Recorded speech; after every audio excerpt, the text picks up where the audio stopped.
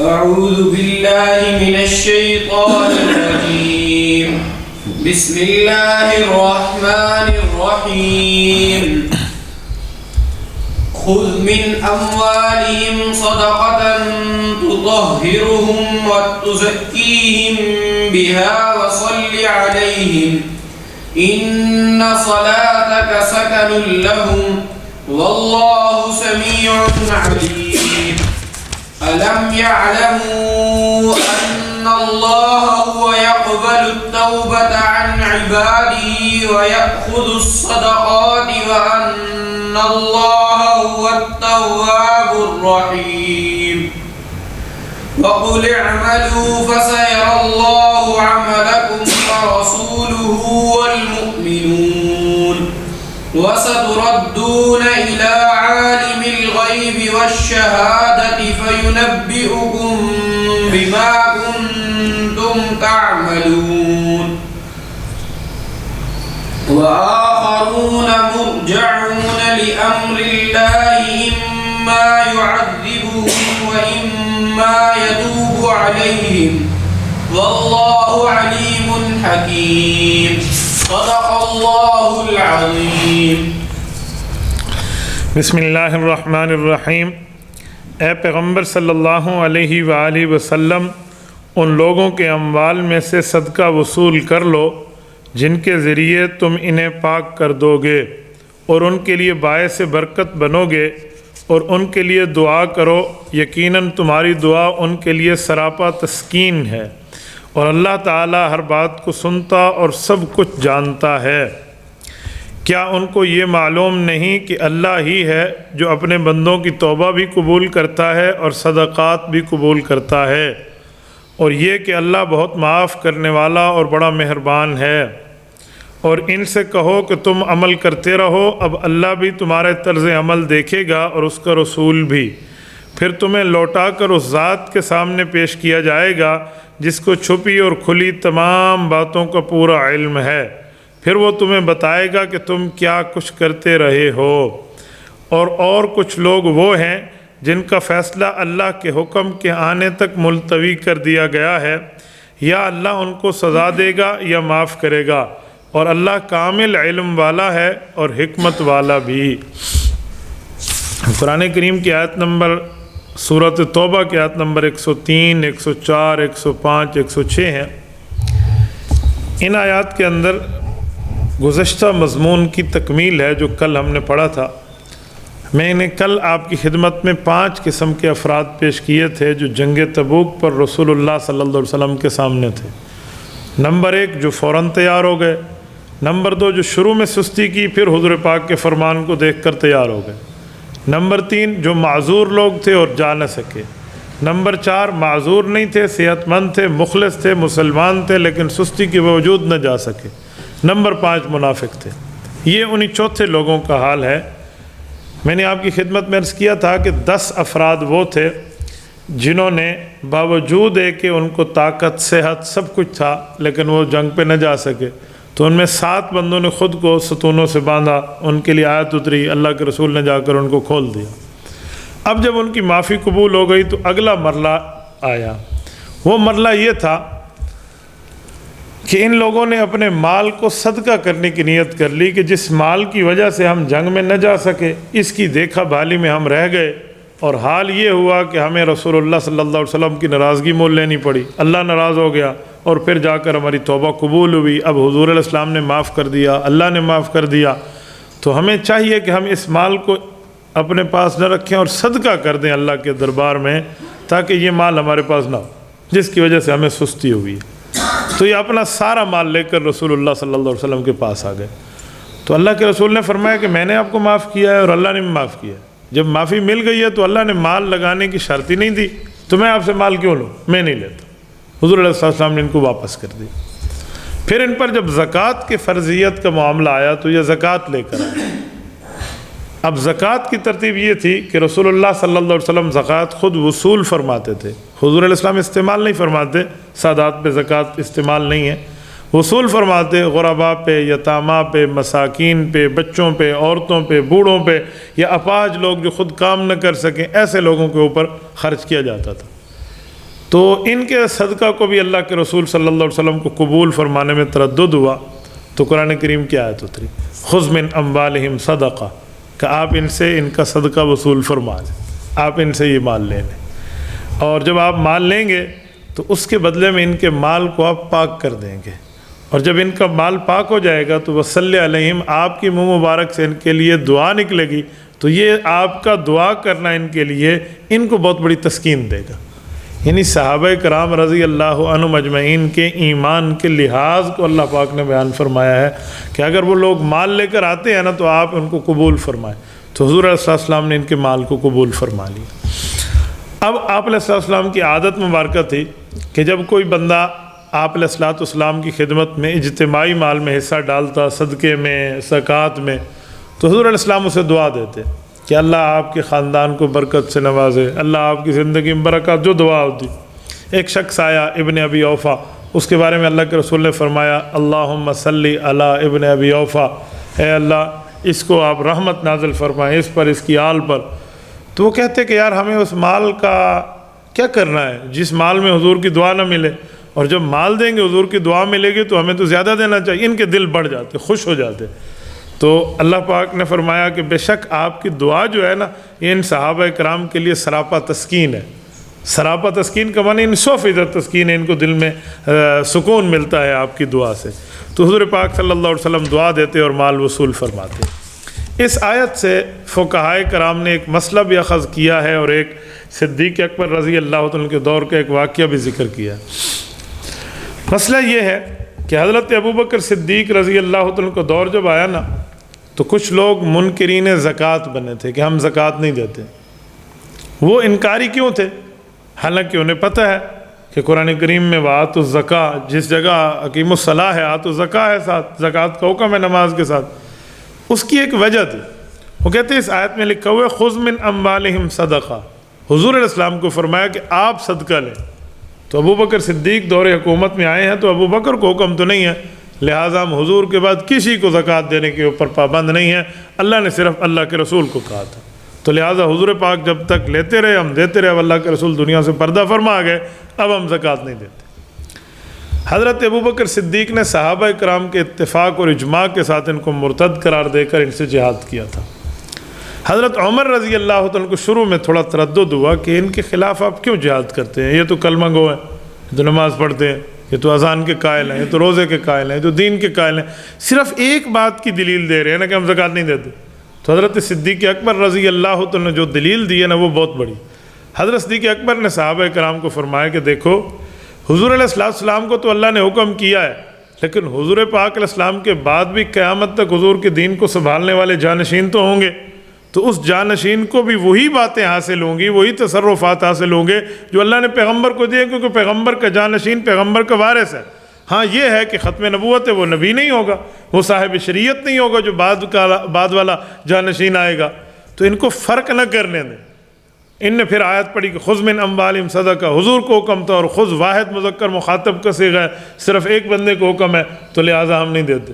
تو حضرت صدیق اکبر نے بھی ایک آیت پڑھ دی، کہا یہی مطلب ہے کہ حضور کو اکیلا اللہ نے فرمایا تو حضور کے بعد والے کو آپ یہ حکم نہیں مانتے، تو پھر نماز بھی چھوڑ دو۔ کہا کیوں؟ کہا قرآن کریم میں اللہ نے حضور کو اکیلے نماز پڑھنے کی بات فرمائی ہے، اقم الصلاۃ لدلوک الشمس الی غسق اللیل وقرآن الفجر ان قرآن الفجر کان مشہودا۔ یہ آیت حضور کے اکیلے کے لیے اتری ہے کہ آپ ظہر پڑھیں، عصر پڑھیں، مغرب پڑھیں، عشاء پڑھیں، صبح کی نماز پڑھیں، تو شروع میں تو اکیلا ہی بات آئی ہے، تو اقم یہ بھی واحد مذکر مخاطب کا صیغہ ہے، تو لہٰذا آج کے بعد نماز کا بھی آپ انکار کر دیں۔ انہوں نے کہا جی نماز کے لیے تو اور آیتیں ہیں، کہ زکوٰۃ کے لیے تمہیں اور آیتیں نظر نہیں آتی؟ تو اس پر وہ لاجواب ہو گئے۔ تو حضرت عمر فاروق فرمان لگے حضرت ابوبکر کو کہ یار آپ نے آیات پڑھ دی نا، مجھے ایسے لگا جیسے آج اتری ہوں، میرا بھی شرح صدر ہو گیا اور میں دل سے اس بات پہ قائل ہو گیا ہوں کہ واقعی جو اب زکوٰۃ کا انکار کر رہا ہے وہ غلط کر رہا ہے۔ تو حضرت ابوبکر صدیق رضی اللہ تعالی نے اعلان فرمایا کہ میں ہر اس شخص کے لیے لڑائی کا سبب بنوں گا جو شخص اللہ کے رسول کی زندگی میں زکوٰۃ دیتا تھا اور اب زکوٰۃ کا منکر ہوگا۔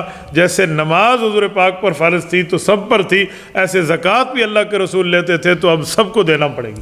یہ صدیق اکبر رضی اللہ عنہ کا ایسا فیصلہ ہے، اس فیصلے کو حضرت عمر نے اپنے دور میں، حضرت عثمان نے اپنے دور میں، حضرت علی نے اپنے دور میں، حضرت معاویہ نے اپنے دور میں تمام مسلمان امیر المؤمنین جتنے امرائے مؤمنین تھے ان سب کے سب نے اس فیصلے کو برقرار رکھا ہے. اسے کہتے ہیں اجماعی فیصلہ، اجماع امت اور اتفاق کا فیصلہ. تو یہ مسئلہ اور واقعہ بھی اسی آیت سے ماخوذ ہے کہ اب زکوٰۃ کا فرق صرف یہ نہیں کیا جا سکتا کہ حضور لیتے تھے تو باقی نہیں لے سکتے. تو اگر اسلامی حکومت ہو، مسلمانوں کی اپنی ریاست اور حکومت ہو اور امیر المؤمنین وقت موجود ہو تو زکوٰۃ اسے ادا کرنی چاہیے، اور وہ زکوٰۃ غرباء پر لگائے گا، اپاہج پر لگائے گا، معذوروں پر لگائے گا، یتیموں پر، مسکینوں پر لگائے گا. ان کو جا کر وہ زکوٰۃ کی ادائیگی کرے گا تو اسے ہی بندہ ادا کرے. اب جب اسلامی حکومت ہی نہ ہو، امیر المومنین ہی نہ ہو، تو اب ہر بندہ پھر اپنے طریقے سے ہی دیتا ہے.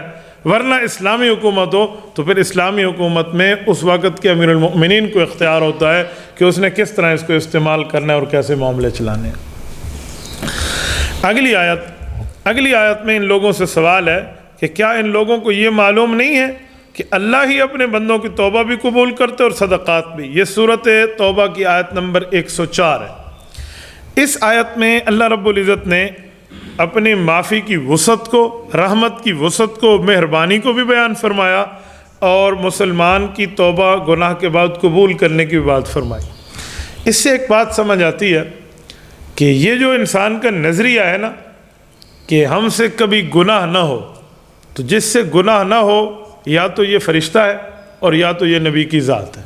جو نبی کی ذات سے بھی گناہ ممکن نہیں ہے اور فرشتوں سے بھی گناہ ممکن نہیں ہے. عام انسانوں کو اللہ بچا لے بہت بڑی بات ہے، بڑی سعادت ہے، جیسے صحابہ کرام محفوظ ہیں. لیکن کسی سے اگر کوئی غلطی چھوٹی موٹی ہو بھی جائے تو پھر شیطان کا یہ دعویٰ قبول نہیں کرنا چاہیے کہ تم سے گناہ ہو گیا ہے لہٰذا آپ گناہ ہی کرتے رہو، اللہ نے تجھے آنکھ سے گرا دیا. یوں نہیں ہے، اس کا علاج اللہ نے توبہ دیا ہے. اب توبہ کا مطلب کیا ہے؟ جیسے کپڑا میلا ہوتا ہے ہم دھو لیتے ہیں، ایسے بندے سے غلطی ہوتی ہے، بندہ معافی مانگ لے، غلطی معاف ہے. حضرت جی مولانا یوسف رحمۃ اللہ تعالیٰ علیہ، بانی تبلیغی جماعت حضرت مولانا الیاس صاحب رحمۃ اللہ علیہ کے فرزند ہے، بہت پیاری بات ارشاد فرماتے ہیں. فرمایا شیطان کے داؤں میں ایک داؤ یہ بھی ہے کہ وہ بندے کو یہ باور کراتا رہتا ہے کہ دیکھ دوسری تیسری بار تو غلطی کر رہا ہے یہ والا گناہ، تو اللہ کیسے معاف کرے گا؟ اگر تو 3 بار ایک بندے کو گالیاں دے گا وہ 1 بار معاف کرے گا، 2 بار کرے گا، تیسرے دفعہ وہ بھی تھپڑ مارے گا، اب اللہ نے تجھے معاف نہیں کرنا. تو فرماتے ہیں کہ یہ شیطان کا دھوکہ ہے، کیونکہ اللہ اور غیر اللہ کا فرق ہے. جو غیر اللہ ہے نا، ہم مخلوق ہیں، ہمارا مزاج اور ہے. ایک بندہ ایک غلطی کرے بندہ معاف کرے گا، دوسری تیسری چوتھی بار معاف کرے گا، 5ویں بار تو بندہ کہے گا یار شرم کر، بار بار غلطی کر رہا ہے، عقل نہیں ہے تیری، اندھا ہے فلاں. اس طرح بندہ غصہ نکالتا ہے. کہا اللہ رب العزت کے جہاں یہ معاملہ نہیں ہے. اللہ کی ذات عالیہ کا فرق اور ہے. اللہ رب العزت کی دربار میں ایک غلطی 1000 بار بھی ہو جائے نا، اور ہر بار توبہ کرتے وقت بندہ سچے دل سے توبہ کرے تو رب العزت کبھی تانا نہیں دیتے کہ تو نے پہلے کیا تھا پھر کر رہا. یہ اللہ کے ہاں تانا نہیں ہے. حضرت امام روم رحمۃ اللہ تعالیٰ علیہ نے جو مثنوی تحریر فرمائی ہے نا، اس میں ایک بات فارسی زبان میں ایک اپنا شعر لکھتے ہیں. اشعار میں سمجھاتے ہیں کہ توبہ کیسے قبول ہوتی ہے. تو فرماتے ہیں کہ باز آ ہر آنچ ہستی باز آ. باز آ کا میں نے لوٹا، اللہ کے دربار میں واپس آؤ. اگر غلطی ہو گئی ہے چاہے آپ کچھ بھی ہو، نہ مسلمان ہو یا کافر ہو، اللہ رب العزت کی کتنی گناہ کر چکے ہو، آپ معافی مانگ لو، اللہ معاف کر دے گا. گر کافر گبرو بت پرستی بازا، تو کوئی کافر ہے، تو نے بت پرستی کر لی ہے، کچھ کر لیا ہے، آپ اللہ کے دربار میں آؤ، اللہ آپ کو معاف کرے گا. این درگاہ ما درگاہ نا امیدی نیست. کہا دنیا کے درباروں میں یہ ایک ہی دربار خداوندی ہے جہاں پر نا امیدی نہیں ہے. گر 100 بار توبہ شکستی بازا، ایک گناہ پر 100 بار بھی توبہ ٹوٹ چکی ہے تو پھر بھی اللہ معاف فرما دے گا. تو اس آیت میں اللہ پاک نے توبہ کی بات فرمائی. تو توبہ ہماری چلتی رہے چلتی رہے چلتی رہے ساتھ. یہ جو بندہ بعضوں کا سمجھتا ہے نا کہ مجھ سے غلطی ہو گئی ہے لہٰذا اب میں خود سے نفرت کرنا شروع کر دوں، جی یہ ہو گیا وہ ہو گیا، یوں نہیں ہے بابا. ہم نبی نہیں ہیں، ہم امتی ہیں. امتی سے گناہ ہوں گے تو معافی ہوگی، امتی سے غلطی ہوگی تو توبہ ہوگی، امتی سے خطا ہوگا تو اللہ پاک سے درگزر مانگیں گے. تو یہ زندگی یوں ہی چلے گی. ایسا کبھی نہ کریں کہ مجھ سے گناہ ہو گیا لہٰذا میں دوسرا شروع کر دوں، تیسرا شروع کر دوں، اللہ معاف نہیں کرے گا. یہ بات نہیں ہے. اور رب العزت سے معافی مانگنا نہ اللہ معاف فرما دے، اللہ پاک معاف فرما دیتے ہیں. اور رب العزت ایسا معاف فرماتے ہیں، حقیقت میں ایسا معاف کرنے والی تو ماں بھی نہیں ہوتی. ماؤں سے تو بڑھ کے رب العزت کا پیار ہے، تو اس لیے کبھی یہ دل چھوٹا نہ کریں کہ مجھ سے گناہ نہیں ہے اور یا مجھ سے گناہ ہو گیا تو میں اللہ کے قریب نہیں جا سکتا۔ میرے ایک شاگرد ہیں، وہ مجھ سے بیعت ہوئے، گناہوں سے معافی مانگی، تو اگلے دن مجھے کہتے ہیں مجھے ایک خاص وظیفہ دیں۔ میں نے کہا جی کون سا؟ کہتے ہیں وہ مولویوں کے پاس ہوتا ہے، پیروں کے پاس ہوتے ہیں، چھپا کے رکھتے ہیں، ہر کسی کو نہیں دیتے۔ میں نے کہا بھائی وہ کون سا وظیفہ ہے؟ کہتے ہیں وہ ایسا وظیفہ ہے جب بندہ پڑھ لیتا تو اس سے گناہ نہیں ہوتا۔ تو میں نے کہا یہ وظیفہ آج تک تو ہم نے نہ اپنے استادوں سے سنا ہے، نہ کسی پیر فقیر سے سنا ہے، میری تو بڑے بڑے مشائخ سے ملاقات ہے، ہم نے تو کہیں نہیں پڑھا سنا۔ کہتے نہیں ایک چھپا کے رکھا ہوتا ہے، پھر بندہ گناہوں کا پروف ہو جاتا ہے۔ میں نے کہا بھائی ختم نبوت ہے، یہ مسئلہ نبی کا ہے کہ نبی سے گناہ نہیں ہوتا، بھائی امتی سے گناہ ہوگا اس کا حل توبہ، امتی سے غلطی اس کا حل معافی۔ کہا اچھا پوری زندگی ایسے چلے؟ میں ایسے ہی چلے گا۔ اچھا ٹھیک ہے، یعنی عوام نے ایک ذہن بنایا ہوا ایسا ہی ہے۔ اس پر مجھے ایک واقعہ یاد آیا، امیر شریعت سید عطا اللہ شاہ بخاری رحمۃ اللہ علیہ کا۔ منڈی بہاؤالدین ایک علاقہ ہے پنجاب کا، وہاں کا ایک وفد حضرت عطا اللہ شاہ بخاری کے پاس آیا۔ ان لوگوں کا ذہن تھا کہ ہمارا امام مسجد ٹھیک نہیں ہے، وہ اپنے امام مسجد کی شکایت لے کر آئے اور حضرت عطا اللہ شاہ بخاری کے پاس ہے کہ حضرت ہمیں آپ ایک امام دے دیں، وہ بالکل ٹھیک ہونا چاہیے۔ تو حضرت بخاری رحمۃ اللہ علیہ نے ان سے پوچھا اچھا بھائی آپ کو امام چاہیے، پہلا امام اگر ٹھیک نہیں تھا تو دوسرا کیسا ہو؟ پھر ان نے ایسے لسٹ گنوانا شروع کر دی۔ کہا جی خوبصورت ہو، سفید چٹا بگا بھورا ہو، سینہ اس کا چوڑا ہو، اونچی قد ہو، طاقتور ہو، اس طرح لین گنواتے کہنے لگے جی لالچی نہ ہو، زیادہ تنخواہ کا مطالبہ نہ کرے، تنگ نہ کرے، بس اللہ اللہ کر کے مسجد رہے، فلاں ہے، غلطی کوئی نہ ہو، ادھر کوئی دیکھے نہیں، کوئی غلطی، کوئی گناہ، کوئی خطا۔ تو حضرت بخاری فرمان لگے یار تم بڑے عجیب لوگ ہو۔ کہا وہ کیا؟ کہا میں ساری زندگی محنت کر رہا ہوں مرزے کے خلاف کہ حضور پاک کی ختم نبوت سچی ہے، کہ حضور علیہ السلام کے بعد نیا نبی نہیں آئے گا، اور تم لوگ تو میری محنت پہ پانی پھیر رہے ہو۔ انہوں نے کہا حضرت ہم امام لینے آئے ہیں، ہم آپ کی محنت پہ کیسے پانی پھیر رہے ہیں؟ کہا جی تم امام لینے نہیں، تم تو مجھ سے نبی لینے آئے ہو۔ شکل کا خوبصورت ہو، قوم کا اچھا ہو، اس کے بال خوبصورت ہو، اس کی جسم خوبصورت ہو، ہر طرح کا معاملہ ہو، اور اس کے ساتھ لالچی بھی نہ ہو، اس بیچارے سے کوئی غلطی بھی کبھی نہ ہو، اس کی فلاں، تو یہ صفتیں تو نبی کی ہیں، اور ہمارا عقیدہ ہے کہ حضور پاک آخری نبی ہیں، تو تمہیں نبی چاہیے یا مولوی چاہیے؟ تو نے کہا جی حضرت ہمیں مسئلہ سمجھ آ گیا کہ جو امام ہوگا، جو انسان عام ہوگا، اس سے کبھی غلطی بھی ہو جائے گی یار، اس سے کبھی لالچ بھی ہو، کہے گا یار میری تنخواہ بڑھا دو، میرے بچے ہو گئے ہیں، اب تھوڑا سا مجھے زیادہ دے دو، تو وہ کون سا جرم ہے کہ اگر وہ ایسے کہہ دے؟ تو تمہیں چاہیے تم اپنے امام مسجد کی قدر کرو، یہ چیزیں نہ دیکھو۔ تو پھر بڑے مزے کی بات کی عام عوام کے لیے، کہا جس بکری کا بندہ دودھ پیتا ہے نا، اس بکری کی مینگنیاں بھی خود اٹھاتا ہے، تو تمہیں چاہیے امام کے پیچھے نماز پڑھ کے اللہ سے جماعت قبول کرواتے ہو تو اس کی چھوٹی موٹی لغزشوں کو آپ معاف کر دیا کرو، یہ نہ ہو کہ بندہ امام پر ایسی باتیں کرنا شروع کر دے۔ اور یقین مانے ایک نماز کا ثواب 27 گنا ہے اگر جامع مسجد میں نماز پڑھی جائے با جماعت، ایک نماز کا ثواب 25 گنا ہے اگر غیر جامع مسجد میں با جماعت نماز پڑھیں، تو یہ 25 گنا ثواب تو اس امام کی وجہ سے ملتا ہے جو ہمیں پڑھا رہا ہے، اور ہم اس امام میں کیڑے نکالنا شروع کر دیں تو یہ بہت بڑا جرم ہے، بہت بڑی غلط بات ہے۔ لوگ اماموں کو پتہ نہیں کیا سے کیا سمجھتے ہیں۔ ہمارے یہاں ایک امام صاحب کو موٹر سائیکل کسی نے لے کر دیا مقتدیوں میں، تو ان کے 2 مقتدی مجھے کہنے لگے کہ ہمارا امام جو ہے یہ حکومت کا بندہ ہے، ایجنسیوں کا آدمی ہے۔ میں نے ان سے پوچھا کیوں؟ کہتے اس کے پاس موٹر سائیکل کہاں سے آ گیا؟ تو میں نے کہا بھائی آپ کے پاس گاڑیاں ہیں 4 پاؤں والی، تو آپ ایجنسیوں کے ہو؟ کہتے نہیں ہم نے تو لیا۔ تو میں نے کہا امام صاحب کو بھی ایک بندے کی پینشن نکلی تھی، اس نے لے کر دے دی، آپ کو کیا مسئلہ ہے؟ تو حضرت عطا اللہ شاہ بخاری والی بات ہے کہ امام مسجد کو اللہ پاک کوئی چیز عطا فرمائے نا، تو لوگ اس کو ہضم کرنا بھی سمجھ جائیں نا، تو یہ بہت بڑی بات ہے، بولنا تو دور رہا۔ تو یہاں بھی یہی تھا کہ اگر غلطی ہو جائے، کچھ ہو جائے تو بندہ معافی مانگ لے۔ ہم وہ لوگ ہیں جو اپنی 1000 غلطیوں کے باوجود خود سے نفرت نہیں کرتے، لیکن دوسرے کی ایک غلطی پر بندہ سارا پر پانی پھیر دیتا ہے۔ ایسے نہیں ہونا چاہیے۔ زندگی کی کتاب میں بندے کو ربڑ بننا چاہیے، غلطی ہو تو اس کو میٹ دینا چاہیے، ہم پکے اس پر نہ بنیں کہ ہم اس غلطی کے معاملے کو آگے دہرائیں۔ سب سے اچھی عادت یہ ہے کہ بندہ درگزر کرنا شروع کر دے۔ تو یہاں اللہ پاک نے اپنی صفت یہی بیان فرمائی کہ میں بھی گناہوں کی معافی دیتا ہوں۔ حدیث پاک میں ہے کہ سارے بندے جو ہیں نا، وہ سارے کے سارے دنیا میں اگر نیک بن جائے نا تو اللہ پاک انہیں جنت بھی بلا لے گا، بھئی آپ نیک بن گئے۔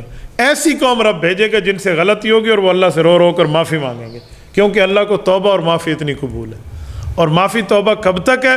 اللہ کے رسول فرماتے ہیں ان اللہ یقبل توبۃ العبد ما لم یغرغر، کہ جب تک بندے کی یہاں سانس نہ پہنچ جائے، یعنی کہ غرغرہ جسے ہم کہتے ہیں، سکرات الموت شروع نہ ہو جائے، اس وقت تک اللہ توبہ قبول فرماتے رہتے ہیں، فرماتے رہتے ہیں، فرماتے رہتے ہیں۔ تو بندے کو توبہ میں جلدی کرنی چاہیے۔ اور اس پر ایک بات میں آپ کی خدمت میں عرض کروں، ہمارے مشائخ علماء کرام نے لکھا ہے کہ بندہ گناہوں پر گواہ نہ بنائے، توبہ پر گواہ بنائے۔ کیا مطلب؟ کہ دو بندوں نے اکٹھا بیٹھ کر گالیاں دیں، دو بندوں نے اکٹھے بیٹھ کر کوئی گانا سن لیا، دو بندوں نے اکٹھے بیٹھ کر کوئی گناہ کیا، کوئی فلم دیکھ لی، کوئی ادھر ادھر کا معاملہ، کوئی بد نظری کر لی، تو یہ دونوں ایک دوسرے کے گناہ کے گواہ ہیں، کل قیامت میں ایک دوسرے کے خلاف یہ گواہی دیں گے۔ تو گناہوں پر گواہ نہ بنائیں، بلکہ اکٹھا بیٹھ کر بندہ اللہ سے توبہ کر لے، معافی مانگ لے، درود پاک پڑھ لے، ذکر اللہ کر لے، تلاوت کر لے، تو ایک دوسرے کی نیکی کا بندہ گواہ بن جاتا ہے۔ تو ہمیں چاہیے ہم ایک دوسرے کی نیکی کے گواہ بنے۔ یہ جو باجماعت نماز ہے نا، یہ بھی یہی شکل ہے کہ ہم ایک دوسرے کی نیکی کے گواہ ہیں کل قیامت میں، اس لیے باجماعت نماز کا ثواب اکیلے نماز سے بہت زیادہ ہے۔ اگلی بات فرمائی وَيَأْخُذُ الصَّدَقَاتِ، کہ اللہ پاک صدقات کو قبول فرماتے ہیں، تو اللہ قبول فرما لے، بہت بڑی بات ہے۔ یہاں میں ایک جملہ آپ کی خدمت میں عرض کروں کہ جو صدقہ یعنی زکوٰۃ قبول کرنا ہے نا، اس کی دو وجہ ہیں۔ ایک وجہ قرآن کریم بتا رہا ہے، اور ایک وجہ عقل انسانی سے ثابت ہے۔ قرآن کریم کہتا ہے خُذْ مِنْ أَمْوَالِهِمْ صَدَقَةً وَتُطَهِّرُهُمْ، کیا معاملہ؟ کہ جب زکوٰۃ ادا ہو جائے گی نا تو مال پاکیزہ ہو جائے گا۔ تو زکوٰۃ کی ادائیگی مال کے پاکیزہ کرنے کے لیے، یعنی مال پاک ہو جائے گا۔ اور دوسرا فائدہ جو عقل انسانی میں شریعت کے مطابق ہے وہ یہ ہے کہ معاشرے میں ایک کمزور طبقہ ہے، جو عورتیں ہیں جو کما نہیں سکتی، جو بچے ہیں، جو یتیم مسکین ہیں، یا جو معذور اپاہج لوگ ہیں، اس معاشرے کی پرورش کون کرے گا؟ مسلمانوں کے زکوٰۃ کے فنڈ سے ہوگی۔ تو دوسرا فائدہ یہ ہے۔ اصل فائدہ قرآن کریم نے ذکر کیا ہے کہ وہ مال پاک ہوتا ہے۔ اگر کسی معاشرے میں غربا نہ ہوں اور سارے امیر لوگ ہوں تو امیروں پر پھر بھی زکوٰۃ ساقط نہیں ہوتی، انہیں زکوٰۃ دینی پڑے گی۔ یہ بہانہ کوئی نہیں کر سکتا کہ اب کھانے والا کوئی نہیں ہے تو ہم کس کو زکوٰۃ دیں۔ بابا پچھلی امتوں پہ جو زکوٰۃ تھی نا، وہ کھانے والوں کے لیے نہیں ہوتی تھی، بلکہ وہ اپنے مال کو لے کر جو زائد حصہ ہوتا وہ آ کر چوک پہ رکھ دیتے، جنگل کے درمیان میں رکھ دیتے۔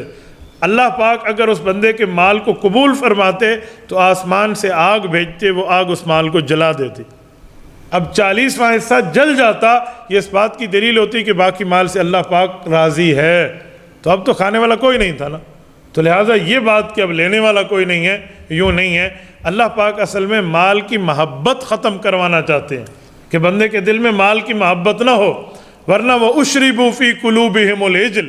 قرآن کہتے ہیں بنی اسرائیل کی ایک قوم تھی جو بچڑے کی پوجا کرنے لگ گئی، اور بچڑا ان کے دل میں ایسے آ گیا جیسے محبت پانی میں گھول کے پلا دی جائے نا، تو ان کے دل میں بچڑے کی محبت گھول کے پلا دی گئی تھی۔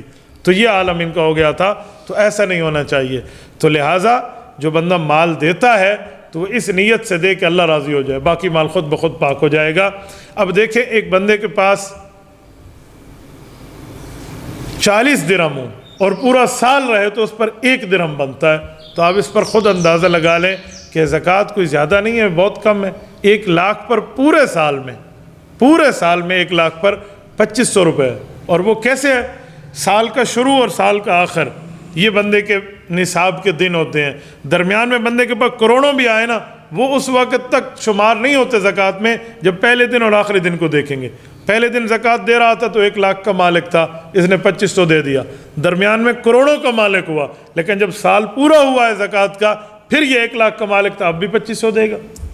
یہ آخری دن جس دن اس پر زکوٰۃ کا سال پورا ہو رہا ہے اس دن کے مال کا اعتبار ہوتا ہے۔ لوگ غلطی کرتے ہیں، زکوٰۃ کا مہینہ طے کرتے ہیں، دن طے نہیں کرتے، حالانکہ زکوٰۃ کا دن طے کرنا چاہیے، اور اسلامی اعتبار سے سال کے حساب سے دن طے کرنا چاہیے کہ یہ میرا دن ہے، اس دن میرے اوپر زکوٰۃ فرض ہوئی ہے۔ تو زکوٰۃ دن کے حساب سے ہے، مہینے کے حساب سے نہیں ہے، مہینے میں تو اگلا سال شروع ہو جائے گا۔ تو یہاں یہ جملہ فرمایا۔ اچھا، کیوں؟ مال کی جب محبت دل میں نہیں ہوگی نا تو بندے کو سکون ہوگا۔ قرآن کریم کہتا ہے کہ جو بندہ زکوٰۃ نہ دے اور مال اپنے پاس گنتا رہے، آج اتنا ہو گیا، آج اتنا ہو گیا، تو فرمایا یہ بندہ کل قیامت میں روئے گا۔ سورۃ ہمزہ میں ہے الذی، مثال اس شخص کی جمع مالا وعددا، جس نے مال جمع کیا، وعددا، اس کی کاؤنٹنگ کرتا رہا، گنتا رہا، آج اتنا ہو گیا، اتنا ہو گیا، اتنا ہو گیا، یحسب، اور گمان کیا ان مالہ اخلدا کہ اس کا مال اس کے پاس ہمیشہ رہے گا. فرمایا کلا، ہرگز ایسا نہیں ہو سکتا. یہ مال اس کا ایک نہ ایک دن اس سے جدا ہوگا. تو بہتر وہ ہے جو کھا لیا، بہتر وہ ہے جو پہن لیا، بہتر وہ ہے جو خرچ کر لیا، بہتر وہ ہے جو اللہ کے راستے میں لگا لیا. ورنہ باقی تو وہ رساک ہے، بندہ دوسروں کے لیے کما رہا ہے. تو اس لیے بہتر ہے کہ بندہ اس مال سے اللہ کا حصہ نکالتا رہے. اور اللہ پاک نے فرمایا التواب الرحیم. تواب کا معنی اللہ رجوع رحمت فرماتے ہیں، یعنی توبہ کو قبول فرماتے ہیں. جب توبہ قبول ہو گئی اگلی زندگی پر اللہ رحمت فرماتے ہیں. اس سے اگلی آیت میں یہ مضمون پہلے بھی گزر چکا ہے لیکن اس میں ایک چھوٹا سا اضافہ ہے والمؤمنون کا. یہ جن کی توبہ قبول ہو گئی تھی اور جن منافقین کو معاملہ دیا گیا تھا کہ اب تم جاؤ، اللہ کا رسول آپ کی نگرانی کرے گا، یہ ان کے لیے بطور وعید آیت ہے. حضرت امام مجاہد رحمۃ اللہ علیہ فرماتے ہیں کہ یہ جو لکھا ہے نا کہ اللہ آپ کے اعمال دیکھے گا، رسول اللہ دیکھیں گے اور مؤمنون دیکھیں گے، اس کا مطلب یہ ہے کہ اللہ پاک انہیں دھمکی دے کر ارشاد فرما رہے ہیں کہ اللہ دیکھے گا اور رسول دیکھے گا. مراد ہے کہ اللہ آپ کی باتوں کی کلی کھول کے اپنے نبی کو بتا دے گا اگر تم سے غلطی ہو گئی یا تم نے دھوکہ کیا توبہ میں. اور مؤمنون دیکھیں گے کہ اس سے مطلب ہے مؤمن خاص.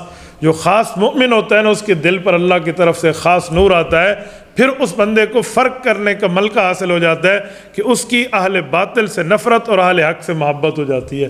تو مسلمان مؤمنون مخلص جو ہیں وہ کن سے محبت کرتے ہیں اور کن کے ساتھ نفرت کرتے ہیں، کن کے ساتھ ان کا اٹھنا بیٹھنا ہے اور کن سے دور ہٹنا ہے، کہ یہ اس کی بات ہے کہ ان کے ساتھ مؤمنون ایسا ہی رکھیں گے اور پھر اللہ پاک کی طرف لوٹائے جائیں گے، اللہ ان کو جواب دیں گے. اور آیت نمبر 106 میں وآخرون کی جو بات فرمائی ہے، میں نے آپ کی خدمت میں شروع میں بات کی تھی کہ 10 آدمیوں میں سے 7 کی توبہ تو قبول ہو گئی. جو میں نے کل بات کی ان نے اپنے آپ کو ستون سے باندھ لیا، ان میں سے 3 رہ گئے تھے، حضرت ہلال ابن امیہ، مرارہ بن ربیع اور کعب بن مالک رضی اللہ عنہم. یہ 3 وہ تھے جن نے خود کو ستون سے بھی نہیں باندھا تھا اور انہوں نے توبہ تو اعلانیہ کر لی تھی. تو حضور پاک صلی اللہ علیہ وسلم نے ان کا معاملہ یوں کیا کہ کہا ان کے ساتھ اب کوئی معاملہ نہ رکھے، مقاطعہ کر لو، ان سے ہٹ جاؤ. تو صحابہ کرام نے ان سے بولنا چھوڑ دیا. 50 دن تک اللہ کے رسول نے ان سے سوشل بائیکاٹ رکھوایا.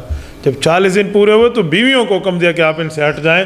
50 دن کے بعد ان کی توبہ قبول ہوئی ہے. ان کا واقعہ آگے آ رہا ہے کہ وَعَلَى الثَّلَاثَةِ الَّذِينَ خُلِّفُوا، قرآن کہتے ہیں حَتَّى إِذَا ضَاقَتْ عَلَيْهِمُ الْأَرْضُ، کہ زمین باوجود وسعت کے ان پر تنگ ہو گئی اور پھر جا کر ان کی توبہ قبول ہوئی ہے. ایک دل برداشتہ ہونے والا واقعہ اس کے لیے صحیح بخاری میں کو کم از کم 2-4 رکوع کی حدیث موجود ہے کہ ان کے ساتھ کیا معاملہ ہوا اور ان کی توبہ کیسے قبول ہوئی. یہ کل کے دروس ختم کر کے نا مسجد زرار کی تو ان کی بات آگے آ رہی ہے، انشاءاللہ تعالی اس پہ تفصیل سے بات کریں گے. الحمدللہ رب العالمین والعاقبۃ للمتقین والصلاة والسلام علی سید الرسل وخاتم النبیین. ربنا ظلمنا انفسنا وان لم تغفر لنا وترحمنا لنكونن من الخاسرین. ربنا آتنا فی الدنیا حسنہ وفی الآخرۃ حسنۃ وقنا عذاب النار وادخلنا الجنۃ مع الابرار یا عزیز یا غفار یا ارحم الراحمین. الہی آتی نفسی تقواها وزکھها وانت خیر من زکاها انت ولیها ومولاها. وصلی اللہ تعالی علی خیر خلقہ محمد وعلی آلہ واصحابہ اجمعین برحمتک یا ارحم الراحمین. إلهي واسع الكرم ورب البيت والحرم إليك أتيت منكسرا